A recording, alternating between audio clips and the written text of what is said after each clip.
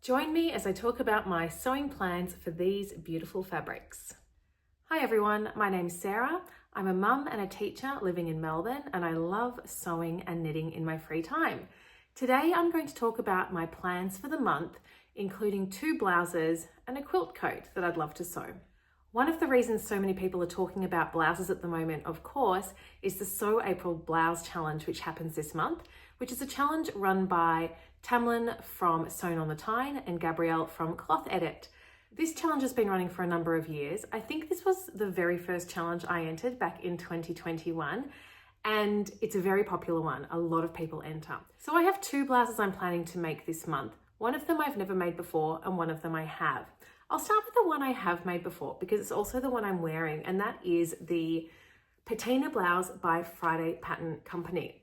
Now this one I've made in a Lady McElroy fabric, and I think it's a rayon, so it's very, very drapey. It was quite slippery to work with, and there's a lot of movement in it. And I think that the fit on this is just slightly wrong for me. One of the features of this pattern is the low neckline and this collar that comes over the side. Now there's actually 2 different versions you can make in terms of this V-neck. You've got the standard depth, which is what I've made, and you've even got a lower depth. Now this is definitely low enough for me, and in fact I find it a little bit too low, especially for wearing to work.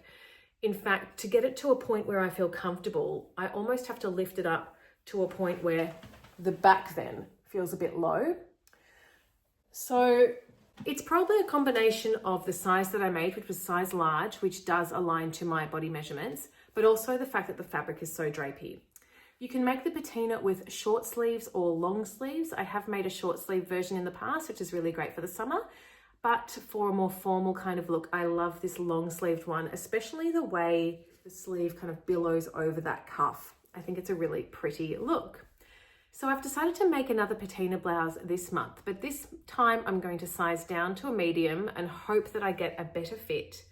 And I'm hoping that my fabric will also work with this decision. So this month my patina blouse will be made out of an embroidered linen that I bought on Etsy from a company called Mingjing Co.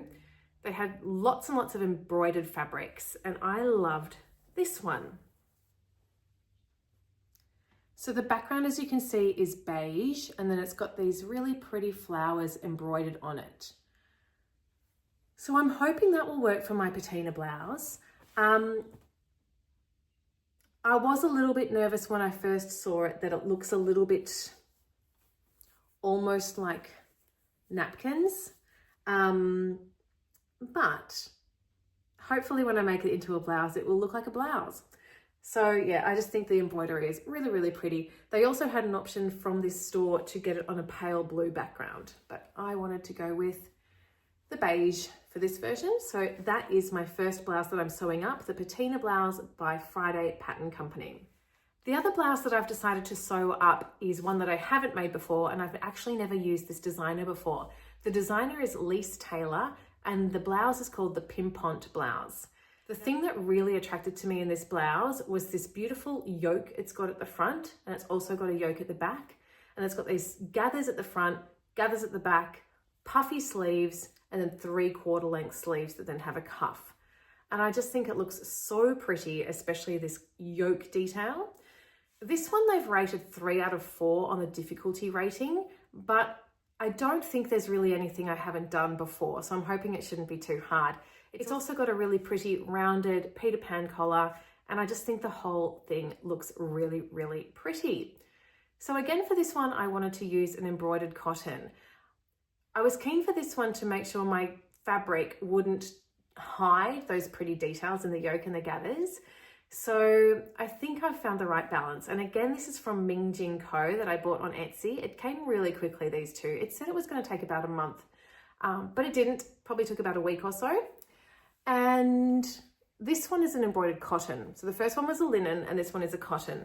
And this one was available on 7 different backgrounds, I think, from memory. All of the embroidered flowers are pink, and the background I chose was a pale blue. So I'm really looking forward to getting that one sewn up as well. So just heading back to the challenge, I haven't actually decided whether I'm going to enter this challenge yet this year. As I mentioned, I did enter it in 2021, And at that point, I hadn't realized, and it's not a secret, they do say this clearly in the description this year, but I hadn't realized back then that it's not a random draw. It is a judged challenge. So I think that you just need to think about whether that is something that you're comfortable with. I think they said that they had about 1,300 entries last year, which is amazing. And it's clear that a lot of people are very comfortable with that sort of format of challenge. I just know myself, because I've entered in other challenges in the past that I hadn't realized were judged. And even though, of course, you can see the amazing work and the beauty of other people's blouses, there is still a part of me that's a little bit disappointed if I don't get chosen or feel that mine wasn't worthy. So I don't know if it's good for my own mental health to be entering something that I've made for myself, something that I know is going to work for my wardrobe, that's going to work for my life, whether I want that judged in a competition. So I might, because there's amazing prizes, but I also just might enjoy it looking at other people's versions and just enjoy making mine and seeing other people's as inspiration for future patterns that I might sew up myself. Of course, the organisers are completely entitled to run their challenge however they like, and I think it's amazing that they do this. They have got so many sponsors and prizes, and they're obviously just doing it out of the love of hosting a challenge. But I suppose my feeling is it would be nice if there was maybe a balance, if they've got that many prizes, to maybe judge half and then have a random draw for some others. I don't know. That's just my feeling about it. And no judgment if you want to enter, and no judgment if this is not for you either. And but hopefully you can enjoy the inspiration that's coming from the hashtag anyway.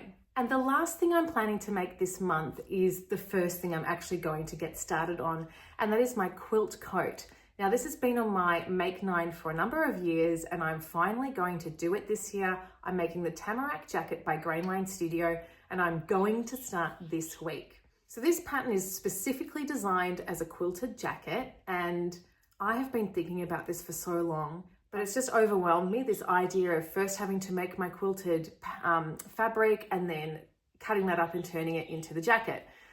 So I've decided to step back and just go as simple as possible and just go one color on the outside. I'm not going to do any patchwork piecing, and then a lining on the inside. And I'm planning to lengthen the original pattern a little bit. And I've spent quite a bit of money on the fabric for that. It hasn't arrived yet. I'm expecting it either tomorrow or Tuesday. And in the meantime, though, I thought I should do a kind of a practice version, which I'm also hoping I'll get lots of wear out of. And this one I'm wanting to do a little bit more cropped than the original pattern. So I have a fabric that I bought several years ago, and it's a midweight cotton, and the designer is Jennifer Buron, and I think I've got about 3 meters of it. I never had a plan for it when I bought it. It's just been sitting in my stash for years, and I can't see myself making this into a dress or anything like that. So I thought that would be a good lining. And then yesterday at Spotlight, I just went and bought a pink that I can use for the outer fabric. And I think they go quite nicely together, and I'm hoping to get started on that, as I said, this week. I do have the expansion pack for the Tamarack jacket. So the original jacket is collarless, it's hoodless, it's got welt pockets, and the expansion pack has pattern pieces for a hood, a collar, and for patch pockets. So certainly for this first one, I'm just going to make it simple, no collar, no hood, maybe patch pockets. And then I'll see for the next one, because I am tempted to add a collar, but we'll see. So they are my plans for April. It's already the 6th of April, but I do have 2 weeks of school holidays ahead of me. So this week I'm heading down to my parents' beach house Monday to Friday. And although I do have a bit of schoolwork to get done, I'm hoping to get some of this sewing done each day as well. I'm going to be taking you along in a vlog for the week as well. So next week, my video will be showing how far I get along with all of these projects. So hopefully you'll tune in for that one as well. Thank you all very much for joining me today. I hope you're really well, and I'll look forward to seeing you in my next video. Bye-bye.